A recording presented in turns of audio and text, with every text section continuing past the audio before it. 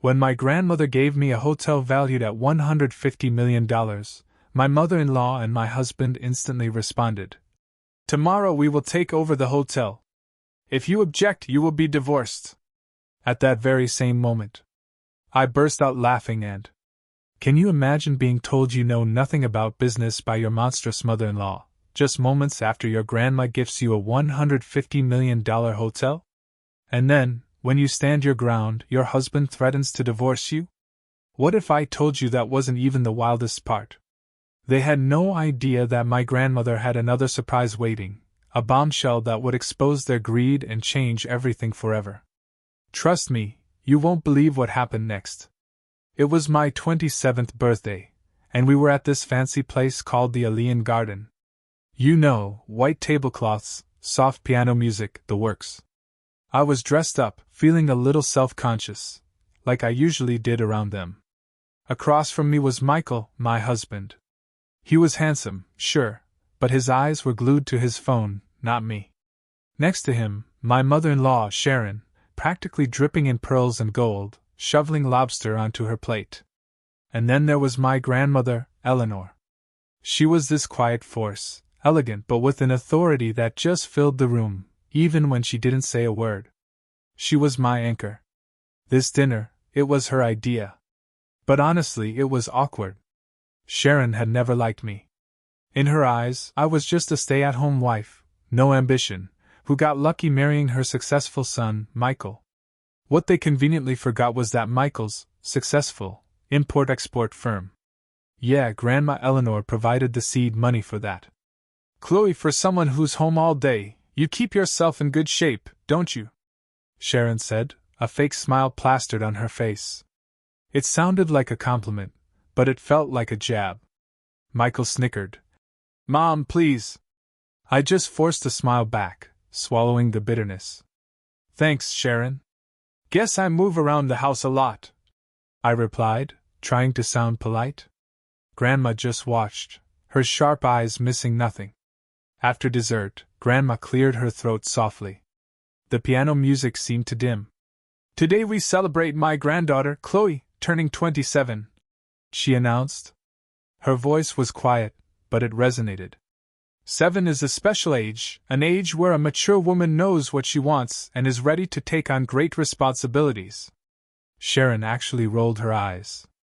Michael just smiled, probably thinking about another designer watch for me, or maybe just a fat envelope of cash. But then, Grandma pulled something from her purse. It wasn't jewelry, not car keys. It was a deep mahogany leather portfolio. She handed it to me. "Chloe, darling," she said gently. I opened it. Inside were legal documents, deeds, all kinds of papers. Stamped on the first page, plain as day. "The Eleanor Grand Hotel." "Grandma, what is this?" I whispered, my heart suddenly hammering.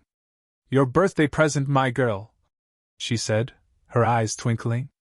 "It's the new hotel downtown. All in your name. Worth about $150 million. Silence. Deafening, absolute silence. A waiter dropped a spoon across the room, and it sounded like a gong. I was frozen. My eyes darted from the documents in my hands to my grandmother's face. Tears welled up. This wasn't just a gift. This was insane. I turned to Michael, my husband. And that's when I saw a reaction I'll never forget. His face went from pale to fiery red, his jaw clenched so tight I thought it would shatter. His phone slipped from his hand, forgotten. His eyes weren't on me, they were on his mother. Sharon's face? Oh, it was even worse. Her fake smile was gone, replaced by pure, unadulterated shock. Her mouth was slightly open, and the glint in her eyes wasn't happiness for me. It was raw greed, surprise, and anger, like this gift was a personal insult to her. "Congratulations, Chloe," Sharon whispered, her voice hoarse, finally breaking the spell. "Your grandmother is very generous." The way she said generous was chilling. Michael quickly scooped up his phone, letting out a forced, unnatural laugh. $150 million! Ha! Grandma, are you serious? This is incredible, honey! He grabbed my hand, but his grip was cold, too tight, like he was holding property, not his wife. I was too overwhelmed to react. I just looked at Eleanor. Grandma, this is too much. I can't accept it. She placed her hand over mine. You can and you will. It's time you have what you deserve. I trust you. The rest of dinner was a blur. Sharon and Michael were suddenly silent, but I caught them exchanging tense glances, whispering whenever they thought I wasn't looking. The celebratory mood had evaporated, replaced by this suffocating tension. As we were leaving, I hugged my grandmother tightly. I felt safe, but also this strange, inexplicable fear. She hugged me back, then whispered something in my ear, so low only I could hear it. Be careful, my girl. This gift is a test. A test. A shiver ran down my spine. She knew what was coming. The drive home felt like an eternity. Not a word was spoken in Michael's luxury car. The radio was off. Just the hum of the engine and the AC. I clutched that mahogany portfolio to my chest like a shield. I could feel the anger radiating off Michael. His knuckles were white on the steering wheel. He wouldn't look at me. Sharon was silent in the back, staring straight ahead, her lips a thin, cruel line in the rearview mirror. The tension was so thick, I could barely breathe. I tried to speak. Michael, about the hotel. He cut me off, his voice flat and cold. We'll talk at home. I shut up instantly. This wasn't the Michael I knew. Or maybe, this was the real Michael. We lived in this massive house in a gated community. It was beautiful, but it never felt like mine. Every piece of furniture, every rule, had been chosen or set by Sharon. Even my daily schedule felt like it needed her silent approval. Michael parked in the garage, and when the engine died, the silence returned, even heavier. Inside, he said, his tone like a superior giving an order. We walked in. The living room lights were on. Sharon didn't go to her guest suite as usual. She went straight to the main sofa, sitting ramrod straight like a queen ready to preside over a trial. She dropped her expensive purse on the table with a thud. Michael stood beside her, arms crossed, staring at me. And there I was, in the middle of the room, still clutching the portfolio, feeling like the accused. Sharon was the first to speak. No more polite facade. It's utterly insane, giving such an expensive toy to a child who knows nothing. The insult hit me hard. Do you think you can do anything with that hotel? She shrieked. You can't even take care of your husband without my help. Michael remained silent, letting his mother tear into me. That hotel, Sharon continued, should be a family business. We can't let Chloe, who knows nothing, manage so much money. Michael finally spoke, trying for a wise mediator tone, but it was clear whose side he was on. It's true, honey. My mother has more experience. This is for everyone's good. Think about it. We can expand the hotel. I could leave my job and focus on it. Sharon's eyes gleamed. Good. Tomorrow, your husband and I will take over the hotel. I'll be the CFO, and Michael will be the CEO. We're family, after all. She looked at me with pure disdain. You know nothing about business. It's more suitable for you to stay home and receive your monthly allowance. As I listened, a cold anger began to simmer inside me. It wasn't about the hotel anymore. It was about my dignity, trampled on for years. I remembered Grandma's whisper, this gift is a test. I took a deep breath. I placed the portfolio on the table in front of Sharon, but I didn't let go. I looked her dead in the eye, then shifted my gaze to Michael. Oh, absolutely not, Sharon, I said. My voice was low, but firm, clear, unwavering. The room went silent. Sharon and Michael looked stunned. They didn't expect me to fight back. What did you just say? Sharon asked, her voice rising an octave. I said no, I repeated louder this time. That hotel is a gift to me. It's in my name, and my grandmother, Eleanor, gave it to me. I hugged the portfolio again. I'm the boss now. I make all the decisions. I didn't know where this courage came from, but it felt incredibly liberating. Michael's face turned beet red with rage. He hadn't expected his docile wife to talk back to him. "How dare you speak to my mother like that, Chloe?" he shouted. "The money has gone to your head." "I'm just defending what's mine," I said calmly. "It's my hotel." Michael's anger erupted. The mask of the good, patient husband shattered. "Oh, you think you're so important now, the hotel owner?" He stepped forward, pointing a finger in my face. "Listen to me carefully. If you're going to act like this, if you refuse to be controlled by us, then we're getting a divorce." The threat hung in the air, thick and menacing. Michael was so sure I'd be scared that I wouldn't dare lose my status as his wife. "You want to be a divorce?" he continued, mocking. "Who do you think will want a divorced woman like you?" Divorce. The word hit me, a sharp ache in my heart. But I didn't cry. Instead, it was like a veil lifted. I saw Michael clearly, brutally. This was my value in his eyes. Sharon, seeing me standing there still, felt a surge of triumph. She stood up too, attacking with renewed fury. "Insolent! Ungrateful! Shameless woman! You're nothing but a parasite in this family!" She glared, pointing directly at the front door. "Get out of this house tonight! Get out with your hotel and never come back!" The living room fell silent again, ringing with Sharon's last shout. "Out!" My ears were ringing. I stood there, stunned, looking at the two people who, until now, had been the closest in my life. The man threatening to make me a divorce. The woman kicking me out of my own home, on my birthday night. Something cold and hard formed in my heart, replacing the sharp pain. I didn't even cry. I just looked at Michael, then at Sharon. And for the first time, I saw them for who they really were. Two greedy people who had just seen their source of money. Michael had been humiliated by a much larger source of money, Eleanor, and now they saw me as a threat that had to be eliminated. The threat of divorce and eviction were their weapons to regain control. I was about to open my mouth, not knowing what I would say. Maybe I'd agree to leave. Maybe I'd confront them. I didn't know. But before I could utter a single word, the sound of a key turning in the front door lock broke the tension. Click. It was low, but in that tense silence, it sounded like a gunshot. The heavy front door swung open. Michael and Sharon jumped. They expected me to be leaving through that door, not someone coming in. Eleanor stood on the threshold. Behind her, two burly men in black suits, faces expressionless. Eleanor didn't look angry, she looked calm, and that calmness was far more terrifying than anyone's anger in that room. She walked in, her flats making no sound on the marble floor. "Grandma!" My voice trembled.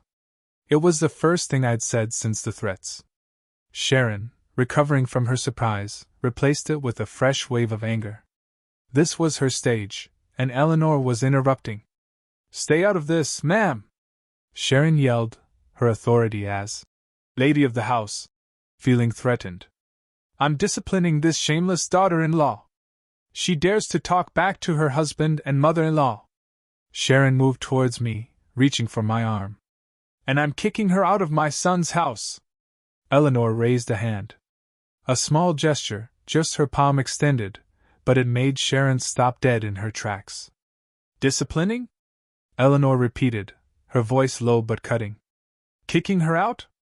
Eleanor let out a small, dry, humorless laugh. "Sharon, you can't kick the owner out of her own house." The statement hung there. Sharon frowned, confused. "What are you talking about, you senile old woman?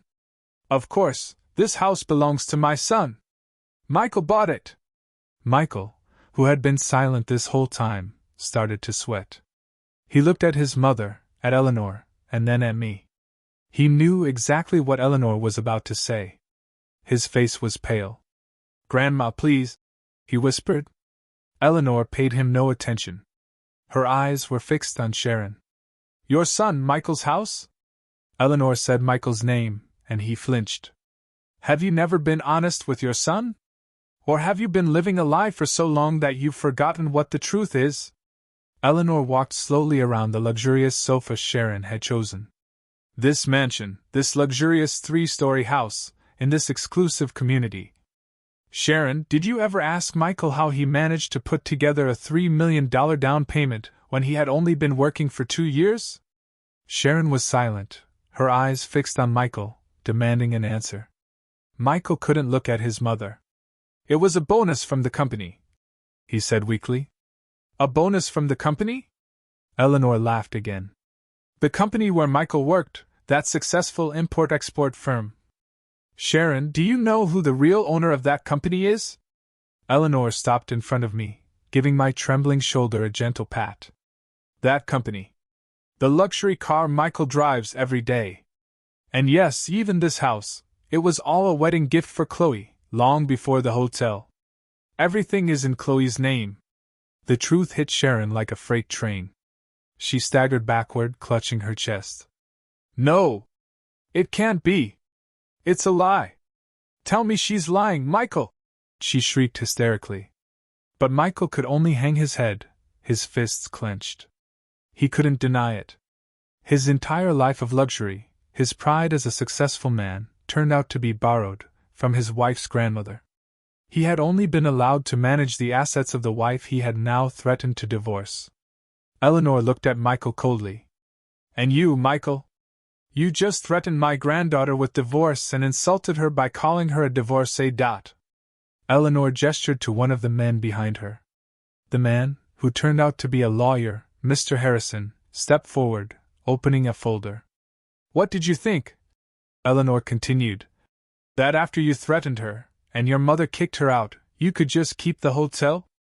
Mr. Harrison cleared his throat. Mr. Miller, Mrs. Miller, I am Mr. Harrison, legal representative of Chloe's grandmother, Mrs. Eleanor Vance. He really emphasized. Eleanor Vance. The threat of divorce or separation that Mr. Miller just uttered has been heard by more than 2 witnesses in this room. That already has legal standing and can be a solid basis for a divorce filing. Sharon's jaw dropped. Divorce? Who's talking about divorce?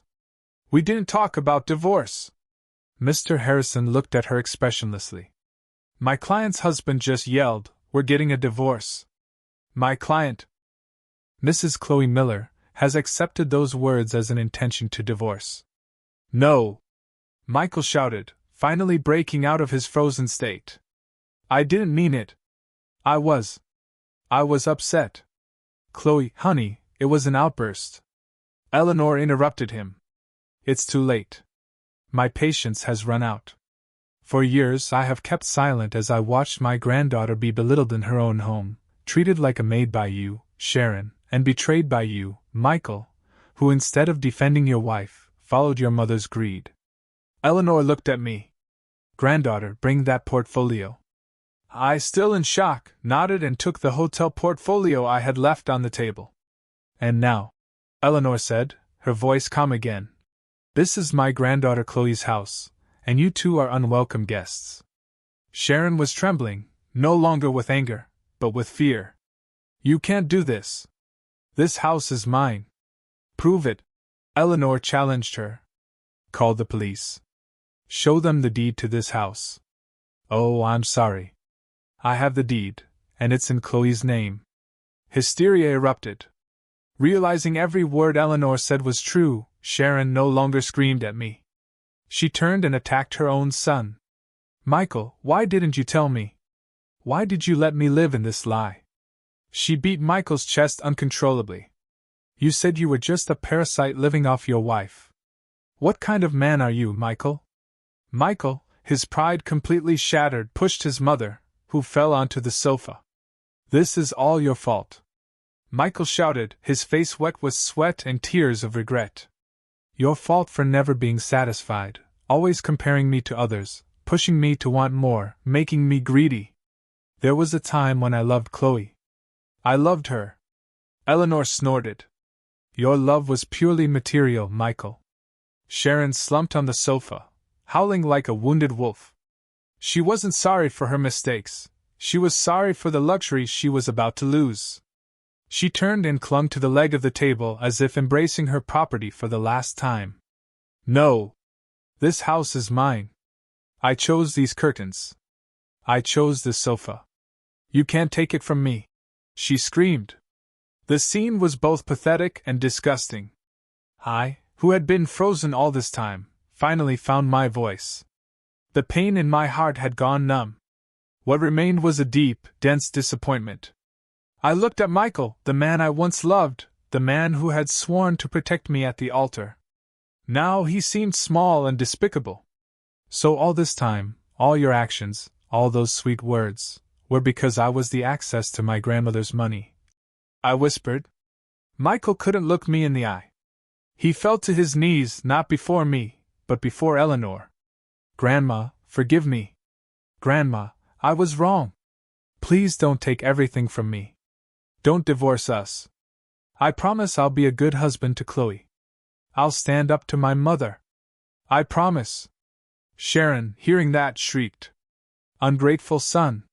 You're going to choose that woman over your own mother? Shut up, Mom. Michael yelled. Don't you realize we'll be on the street tonight? Mr. Harrison, ignoring the disgusting family drama, stepped forward again. Mrs. Miller, Mr. Miller, my client, Mrs. Chloe Miller, demands that you vacate her property immediately. Vacate? Sharon stood up. It's night time. Where will we sleep? That is not my client's concern. Mr. Harrison replied dryly. You have threatened and expelled the rightful owner. Your status now is that of trespassers. Chloe. Michael crawled, trying to grab my feet. Honey, please don't do this. This is our home. I stepped back as if Michael's touch could transmit poison. I looked at the man's face. The face I once adored now seemed strange and full of hypocrisy. I remembered all the nights Michael praised his mother's cooking over mine. I remembered all the times Michael bought his mother expensive purses while giving me permission to buy new clothes on sale. And I remembered the threat of divorce, the insult of divorcee I had just heard. I took a deep breath, looked at Eleanor, who gave me a silent nod of strength. I was the owner of the hotel. I was the owner of the house. I was the owner of my life. Mr. Harrison, I called out. My own voice surprised me, strong and unwavering. Give them 15 minutes to collect their most important personal belongings. Michael and Sharon froze. The order had come from me, not Eleanor. Chloe, you don't mean it. Michael moaned. 15 minutes. I repeated. The other man in the suit, a private security guard, will accompany you to your rooms to ensure you pack your things and don't take anything that isn't yours. Sharon fainted. This time for real.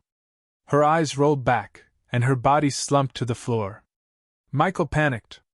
Mom! Mom! Chloe, please! My mother has fainted. Call an ambulance. I looked at my mother-in-law's slumped body, then at Michael. Grandma, do we have the number for 911? Eleanor smiled faintly. Mr. Harrison, handle it. The lawyer took out his phone. An ambulance is on its way. While they wait, Mr. Miller, your 15 minutes have already started. I suggest you start packing for yourself and your mother. Michael was torn between his fainted mother and the threat of losing everything. He howled in frustration. He ran up the stairs to his room, our former room, and the sounds of things being thrown around could be heard. The security guard followed him. I stayed in the living room. I didn't go up. I didn't want to see that room again. Soon, the paramedics arrived. At the same time, Michael came down with a large suitcase and his mother's small handbag. Sharon, surprisingly, regained consciousness as soon as the paramedics placed her on a stretcher and started howling again. My things. My purses. My jewelry. The jewelry's in the bag, Mom. Michael whispered, embarrassed. They were escorted to the door. On the threshold, Michael stopped, turned, and looked at me, standing tall beside my grandmother, clutching the hotel portfolio. His face was wet with tears, but they weren't tears of remorse. They were tears of rage and defeat. Chloe, you'll regret this, he threatened weakly. I looked him straight in the eye. You said I would become a divorcee. You were wrong. I will become a rich and free woman. And you, who threatened divorce in front of witnesses, will be left on the street. I nodded to the security guard. The door closed.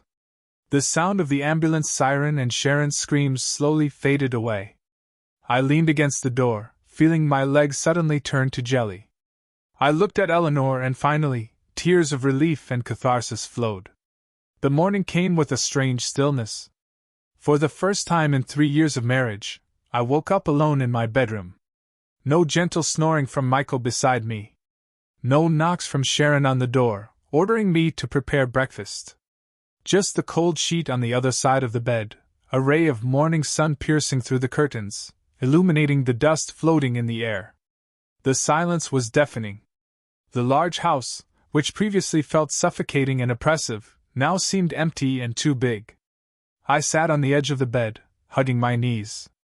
I felt relieved, of course, as if a weight had been lifted from my chest. But beneath that relief was a new fear. I was free. But what was I going to do with this freedom? I now owned a huge house and a hotel valued at hundreds of millions. I was the same Chloe that Sharon had accused of knowing nothing about business. I showered and dressed. When I went down to the dining room, I was greeted by the smell of freshly brewed coffee and toast. Eleanor was already sitting at the table, reading the morning paper as if nothing had happened the night before. "Good morning, granddaughter," Eleanor said, folding the newspaper. "Did you sleep well?" I smiled faintly and sat down. The housekeeper, who had worked in the house long before I got married, placed a plate with a light breakfast in front of me. She looked at me with a knowing smile. She clearly knew what had happened. "Grandma, I'm scared," I confessed, my voice a whisper. "I don't know where to start. The hotel, the business. I really don't know anything." Just like Sharon said. Eleanor put down her coffee cup and took my hand. "Do you think I would have given a $150 million toy to someone who knows nothing?" Eleanor smiled mysteriously. "Chloe, do you remember 3 years ago when I asked you to organize the accounting books for the charitable foundation and you said they were too complicated?" "I remember, Grandma," I said. "The reports were a mess, and you left them impeccable," Eleanor continued. "And do you remember last year when I asked you to analyze the investment proposals from 3 startups, and you said you didn't understand? I just chose the one with the clearest product that made the most sense," I replied. "And that company is now worth triple," Eleanor said.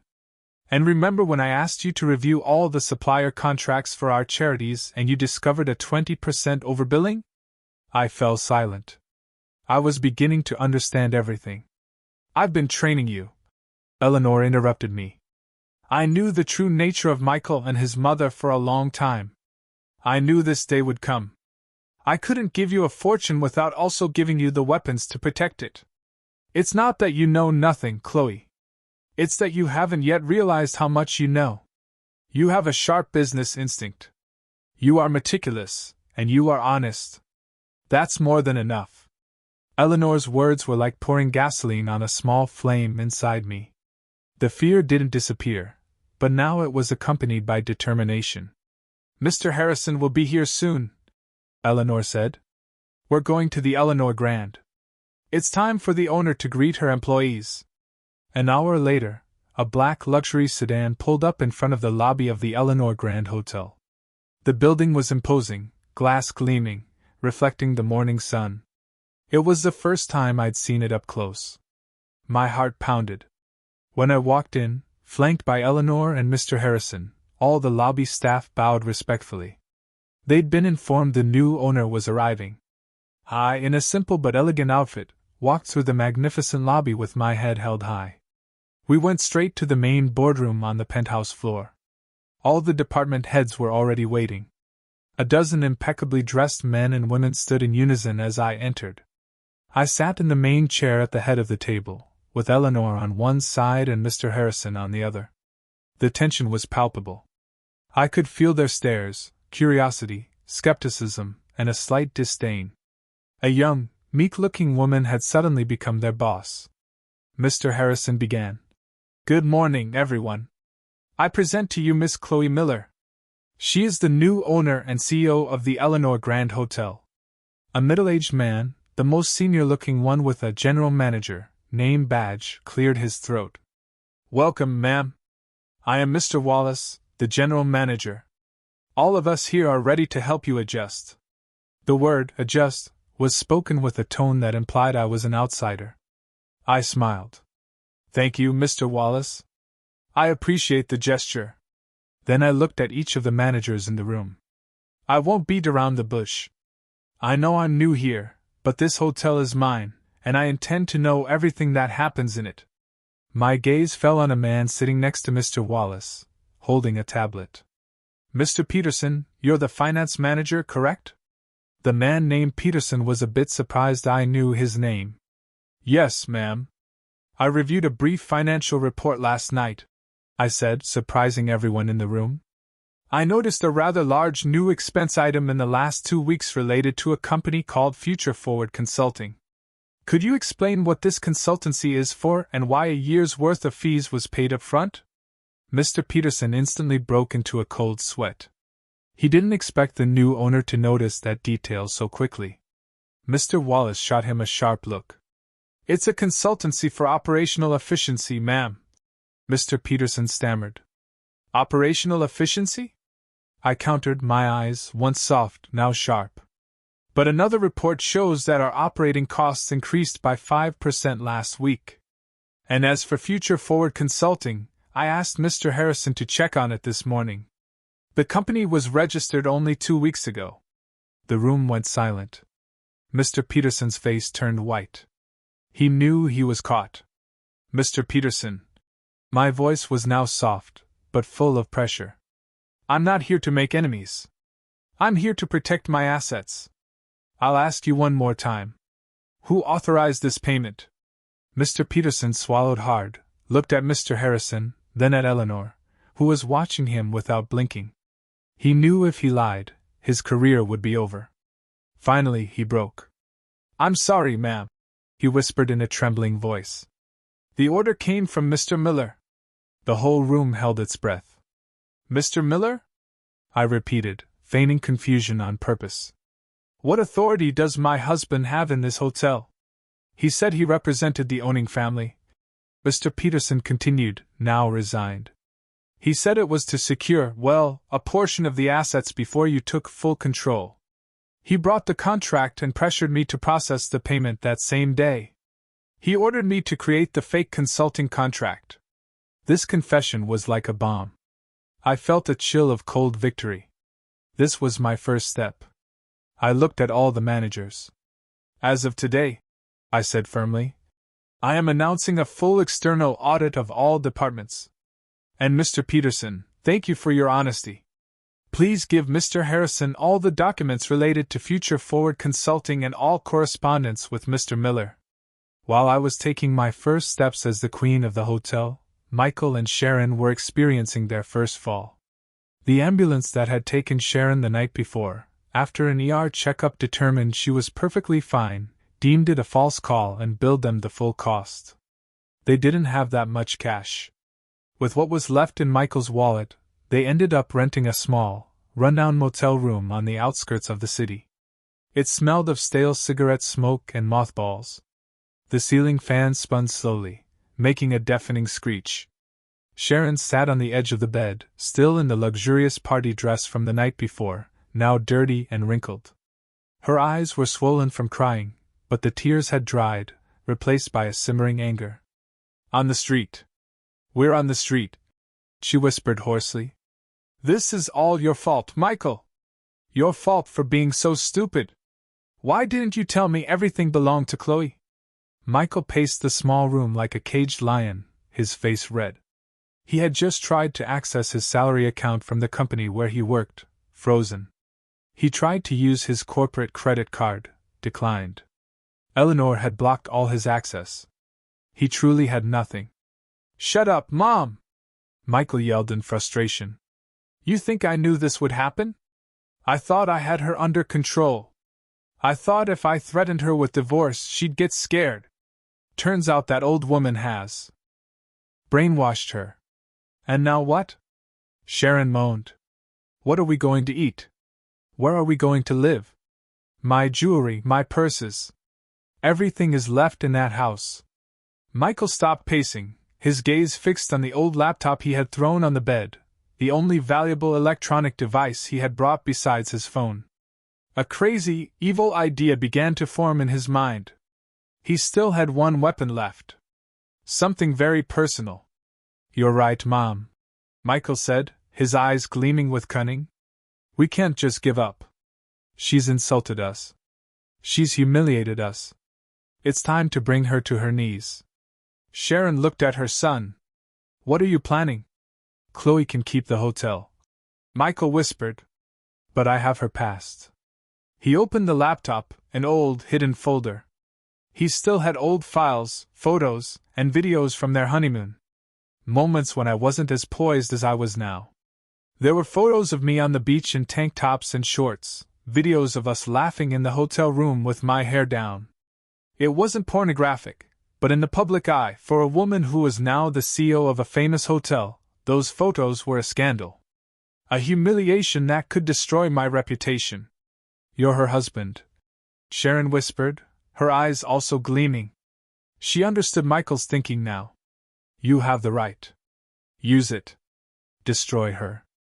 Michael smiled, opened a messaging app, and sent a message directly to my number. "You think you've won, don't you? You think you can throw my mother and me out like we're trash? You're very wrong, Chloe." And he attached a photo, a picture of me laughing by the pool, my hair down. I have many photos from our vacations. Photos that show what a CEO's wife is really like. I'm sure your new managers would love to see this. Transfer 50% of the hotel's value to my new account in 24 hours or everyone will see what a hypocrite you are. He pressed send. Michael leaned back, feeling victorious. He was sure I would be scared. He was sure I would do anything to protect my image as a good woman. In the penthouse of the Eleanor Grand Hotel, I had just finished a marathon meeting with the audit team. I was tired but satisfied. My phone buzzed. I opened it, thinking it was from Eleanor. My gaze froze on the screen, the photo, the memory, and the blackmail message beneath it. I felt my stomach churn. Nausea rose in my throat. This was different. This wasn't about money or the house. This was about my honor. I felt exposed. I felt dirty. I felt just as Michael wanted me to feel, weak and scared. My hands were shaking. I ran immediately to Eleanor's office next to my suite. Eleanor and Mr. Harrison were reviewing documents when I burst in without knocking, my face pale. "Grandma," I whispered, handing her the phone. Eleanor looked at the photo and then read the message. Her previously serene face hardened instantly. "Wretch," she whispered in a voice full of venom. Mr. Harrison read it over Eleanor's shoulder. "Grandma, what do I do? Do I give him what he wants? I don't want those photos." I started to cry. "No," Eleanor said firmly. "We don't negotiate with terrorists." Mr. Harrison, on the other hand, seemed calm. There was even a faint smile on his lips. "Ma'am, please calm down," he said. "Don't respond. Don't say anything." "But Mr. Harrison, this is..." Mr. Harrison pointed to my phone. "He has just given us the greatest gift he could offer." Eleanor and I looked at him, confused. "Your husband," Mr. Harrison continued, "has just committed 2 serious felonies simultaneously, extortion and a severe violation of privacy laws for attempting to disseminate private content without permission. If we add the evidence we have from Mr. Peterson about the attempted embezzlement of hotel assets, our position in the divorce and in a criminal proceeding is unbeatable. He just handed us the rope to hang himself with." I stopped crying. My fear began to turn into a cold rage. "So, what should I do?" "We will file for divorce today," Mr. Harrison explained. "And we will file a police report for this blackmail attempt. Let him wait for the transfer that will never come. Let him get nervous." He paused. In his panic, he's sure to make another mistake. I took a deep breath, looked at Mr. Harrison, and then at Eleanor. I nodded. "Do it, Mr. Harrison," I said, my voice now steady. "Use everything necessary. I don't want to see his face again, except in a courtroom. This silence was much more terrifying than anger. "She's ignoring us," Sharon whispered, her broken nails drumming on the old wooden table. "How dare she? How dare she stay silent after what you sent her?" Michael felt a nauseating wave of frustration. His last personal weapon against me hadn't worked. Or worse, I didn't care. With the initial information obtained from the finance manager, Mr. Peterson, the newly appointed team of external auditors went to work. They were like a team of surgeons, dissecting the layers of the hotel's operations, and what they found was shocking. Michael's attempt to embezzle funds through a shell company was just the tip of the iceberg. This company, after investigation, transferred a monthly commission to a private account in the name of Mr. Wallace's wife. Michael, in his hasty greed, had simply taken advantage of an existing system of corruption. He and Mr. Wallace were two parasites feasting on the same body, the hotel. That afternoon, I called Mr. Wallace to my office. Mr. Harrison and two auditors were waiting for him. "Mr. Wallace," I greeted him calmly, "I wanted to ask you about our contract with Vega Foods." The man still tried to force a smile, but it was awkward. "Of course, ma'am. They are our best suppliers. Perhaps the best at overbilling," I retorted.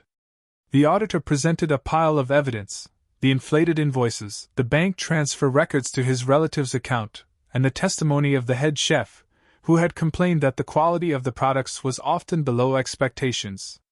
Mr. Wallace's face went from white to ashen. He knew he was finished. "This is a misunderstanding.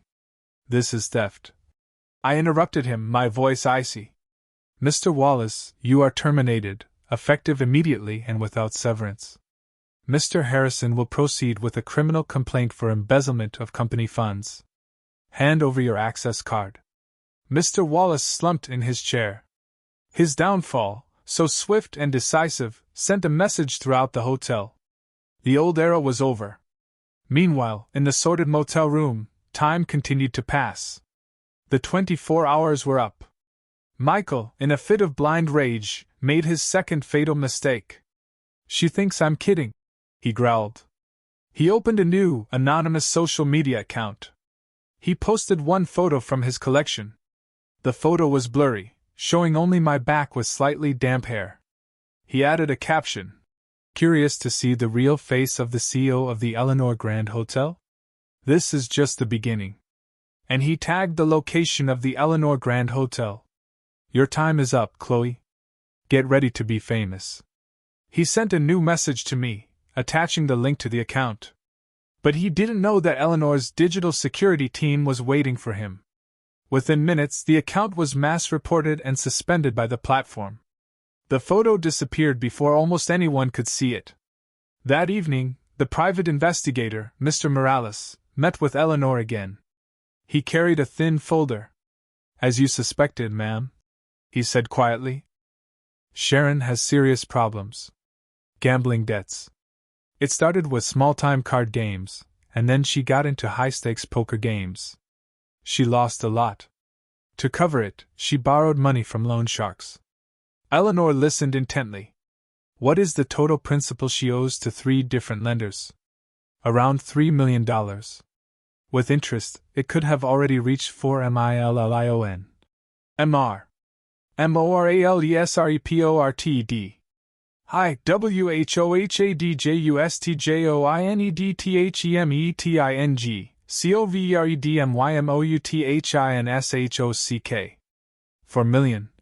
Mr. Morales reported. I. Hola just joined the meeting, covered me mouth in shock.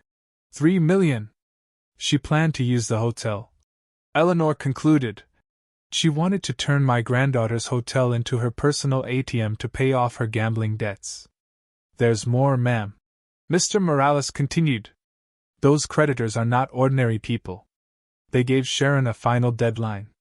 The deadline was yesterday. They are desperately looking for her. Eleanor looked at the report in her hands. The address of the motel was there. Mr. Morales had found them. They know Sharon has lost her source of money. Mr. Morales whispered. They won't be playing games. Eleanor was silent for a moment, then looked at Mr. Morales. Good. It's time for the creditors to know where she's hiding. The war was launched on 2 different fronts. Early in the morning, Mr. Harrison, dressed in his finest suit, stepped out of his car in front of the city's police precinct. He did not come empty-handed. He carried a thick folder with an official complaint filed on my behalf. The accusations were clear: attempted extortion, a serious violation of privacy laws regarding the dissemination of private content, and defamation. The evidence was irrefutable. There were screenshots of Michael's first blackmail message. There was the private photo of me he had sent. There was the link to the now-closed anonymous social media account that constituted the second threat. The police, seeing the prominent Vance name behind the complaint and the solid digital evidence, acted immediately. This was a priority case. An arrest warrant for Michael was processed immediately. At the same time, in family court, another of Mr. Harrison's legal teams was filing for divorce. The divorce papers were even thicker. They contained a full transcript of my birthday night with Michael's explicit declaration of divorce heard by 3 witnesses.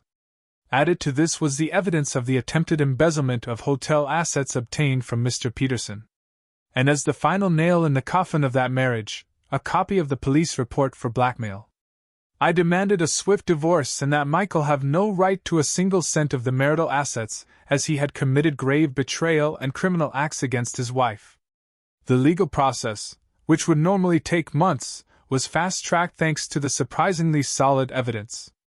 On a third, darker, lawless front, Eleanor made her move through Mr. Morales. An anonymous message was sent from a burner phone. The message was short, sent to a number known to be that of the lieutenant of one of the city's biggest loan sharks. The content: Sharon, Rose Motel, room 207, Hawthorne Avenue. With her son. The message was sent. The phone was broken and thrown into a river. Eleanor washed her hands of it, and went back to her morning tea. The bait was set. Room 207 of the Rose Motel was hell. Michael and Sharon were screaming at each other. "Idiot! Idiot!" Sharon yelled, throwing an old pillow at Michael. "Your plan has completely failed. The account is gone. Nobody saw it. Now we have nothing. You've ruined everything." "I've ruined it?" Michael retorted just as loudly.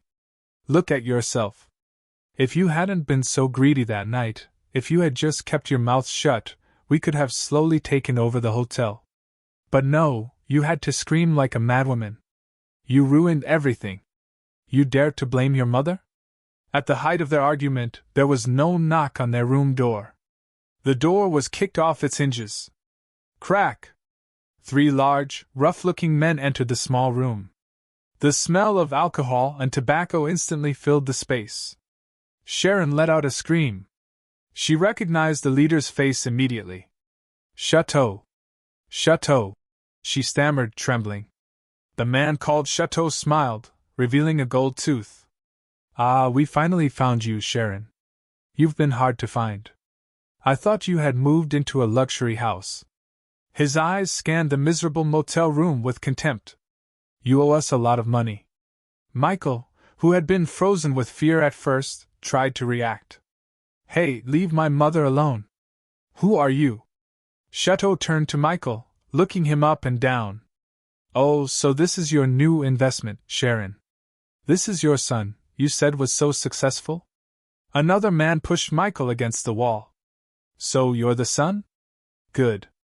Then you'll pay your mother's debt." "What debt?" Michael asked in a trembling voice. Chateau's eyes gleamed. He looked at Michael. "Ah, so that was the collateral. You have a hotel, huh?" "It's a lie!" Michael yelled, panicking. Just as Chateau's man was about to grab Michael, the already broken door was knocked down again. This time, it was uniformed police officers, entering with shields and aiming their guns. "Police! Don't move! Drop your weapons!" The scene was chaos. The loan sharks were surprised. The police, too. They had come for a blackmail suspect, but found 3 alleged loan sharks in the middle of what looked like a kidnapping. The loan sharks, armed only with pocket knives, immediately surrendered to the firearms. They were handcuffed. A police officer approached Michael. "Mr. Michael Miller, you are under arrest for attempted extortion and violation of privacy laws." The officer read the warrant. A second pair of handcuffs clicked shut on Michael's wrists. Michael looked desperately at his mother, who was now being questioned by another officer about her connection to the Loan Shark gang. She looked back at him with empty eyes. "Michael," Sharon moaned. "This is all your fault." Michael's anger and despair exploded. "It's your greed that has ruined us."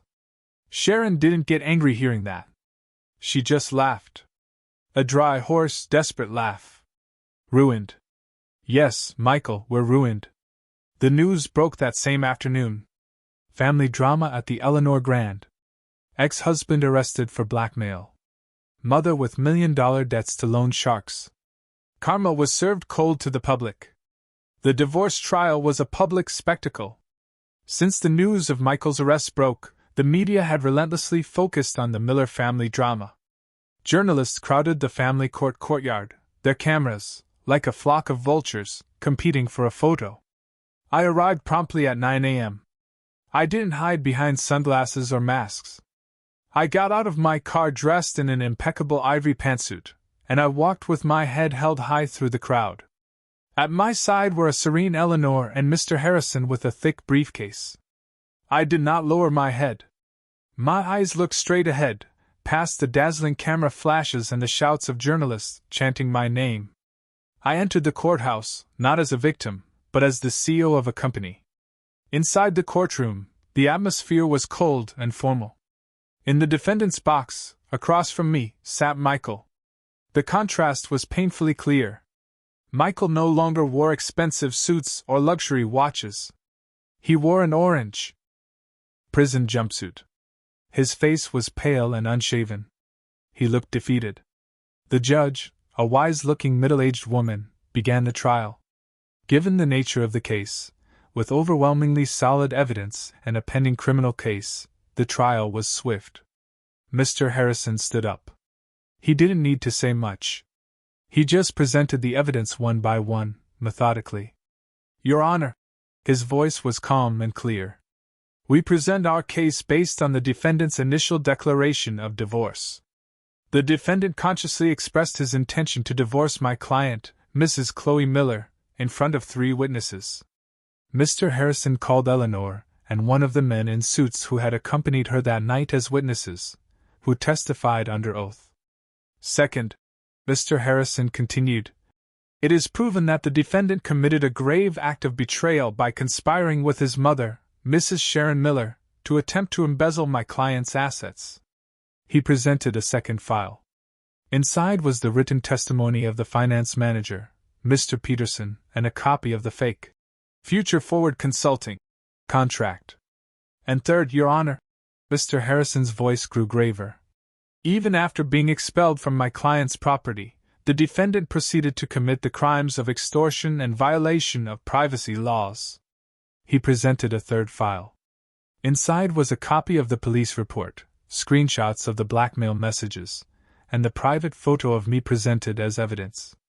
A murmur of surprise ran through the courtroom. The judge read the documents. A deep furrow formed on her forehead. She looked at Michael coldly.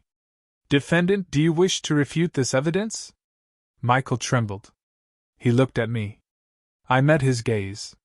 My eyes were serene, without hatred or love, only emptiness. "It's a lie," he mumbled. "It's all a lie.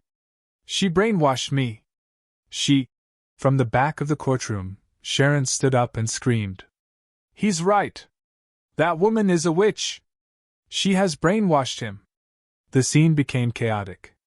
The judge slammed her gavel. "Silence! Bailiff! Remove that spectator from the courtroom!" Sharon fell back into her seat, her body trembling violently. Michael continued to ramble. "Chloe, please don't divorce me. I love you. Don't ruin my life." But it was too late. The judge cleared her throat and looked at Michael with an expression of disgust. "Defendant, not only have you failed as a husband, but also as a human being. The court's decision is as follows. 1. The divorce between Chloe Miller and Michael Miller is granted, effective immediately. The first bang of the gavel sealed it. 2. The judge continued. Since this divorce is based on the grave fault and crimes committed by the defendant, it is declared that the defendant's right to any marital property is completely nullified. The second bang of the gavel was the final nail in Michael's coffin. He got not 1 cent. In the back row, Sharon howled hysterically. She knew it was the end. Michael slumped powerless. His handcuffs clinked. He was nothing anymore. No wife, no house, no company, no fortune. All he had left was an orange prison jumpsuit and a criminal case waiting for him. I closed my eyes for a moment and took a deep breath. I didn't feel victory. I just felt freedom. I stood up, gave a respectful nod to the judge, and turned around. I walked out of the courtroom without looking back. I didn't need to see Michael being dragged away by the guards. I didn't need to hear Sharon's howls screaming my name. Outside, the camera flashes erupted again, but this time I stopped. I stood in front of dozens of microphones. Today, I said, my voice clear and broadcast across the country, justice has been served. The legal system has protected me. Thank you? A journalist shouted. Miss Miller, do you have any message for your ex-husband? I looked directly at the camera. He is no longer my husband. 2 years later, I was no longer just the owner of the Eleanor Grand. My photo graced the covers of business magazines, not as a victim or a rich divorcee, but as the innovative CEO of the year. I had completely revamped the hotel's management, promoting the honest Mr. Peterson to the new CFO and building a solid team based on integrity, not nepotism. The hotel was now building 3 new branches in Miami and Aspen. That day, I was on the podium in the main ballroom of my hotel. Hundreds of VIPs, officials, and journalists attended. I was no longer wearing a rigid suit. I wore a modern designer pantsuit that radiated elegance. I wasn't inaugurating a new hotel. Today, I was launching the Eleanor Vance Foundation for Women. I am here. My voice resonated in the room. Not just as a CEO. I am here as a woman who once felt fear and helplessness. I was threatened. I was belittled. But I learned that our greatest strength is not in the absence of fear, but in facing it. This foundation will provide legal aid, business mentorship, and a safe haven for women who find themselves in situations where they feel they have no voice, because every woman deserves to be the CEO of her own life. The room erupted in applause. In the front row, Eleanor watched her granddaughter, her eyes shining with pride. I had not only passed the test, I had redefined it. In a forgotten, sordid corner of the city, a scene of cruel contrast was unfolding. In the visiting room of a prison that smelled of cheap disinfectant and despair, Michael sat behind a thick pane of glass. He was thin now, his gaze empty. The 5-year sentence he received for extortion and attempted fraud had taken what was left of his spirit. An old woman sat on the other side of the glass, holding the phone receiver with trembling hands. It was Sharon. Her hair was gray, her face lined with a bitterness that went beyond age. She had lost her house, her social status, and her son. After the loan sharks were arrested, their ledgers had implicated her, and she had received a suspended sentence and a massive fine that she was paying off by working as a dishwasher in a greasy spoon diner. It's her fault, Sharon hissed into the phone. That woman took everything from us. If you had just stopped blaming others, Mom, Michael replied, his voice dull. This is all because of your greed, too. A $3 million gambling debt? You were crazy. You dragged me into this hell. Ungrateful son! Sharon shrieked, banging on the glass. A guard immediately yelled. Visiting time is over. The line went dead. Michael was dragged back to his cell. Sharon stumbled out of the prison. She went back to the diner where she worked. The smell of stew and sweat hit her nose. She entered the dirty back kitchen and continued scrubbing the pile of dirty dishes. As she scoured a burnt pot with steel wool, the evening news came on the old TV in the corner of the restaurant. Sharon looked up distractedly, and on the screen she saw me. She saw a radiant Chloe, a beautiful Chloe. I was being interviewed about the launch of my new foundation. Miss Miller, you are an inspiration, the host said. Sharon froze. Her hand holding the steel wool stopped moving. She looked at the woman on the screen, the woman she once called ignorant. The woman she had kicked out. The woman who now had everything she had ever dreamed of. While she, Sharon, had nothing but a pile of dirty dishes and an eternal regret. She didn't cry. Her tears had already dried. What a journey, right? It was hard, really hard, but in the end, I found my voice and my strength. I'm curious, what would you have done in my place when faced with such betrayal and injustice?